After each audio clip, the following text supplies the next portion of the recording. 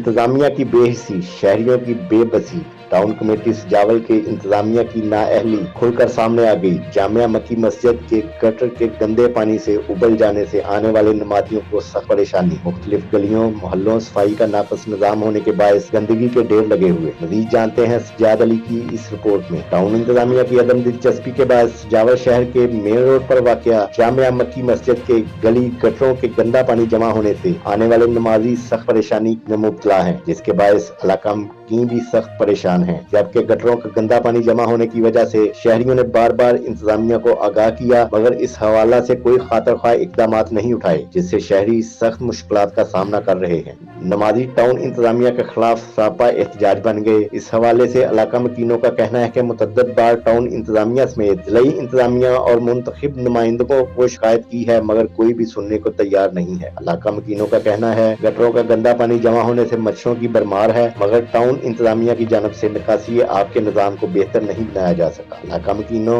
और आने वाले नमाजियों ने आला हुक्काम से मुतालबा किया है कि निकासी आब का निजाम बेहतर करके मक्की मस्जिद की गली से गटरों का पानी निकास करवाया जाए और शहर भर में जगह जगह गंदगी के ढेर लगे हुए हैं, उन्हें फौरी तौर पर साफ किया जाए और मच्छर मार स्प्रे करवाया जाए ताकि शहर में तूफान ना फैल सके और शहरी इन परेशानियों से बच सके। कैमरामैन फयाज खान के साथ सज्जाद अली जावल।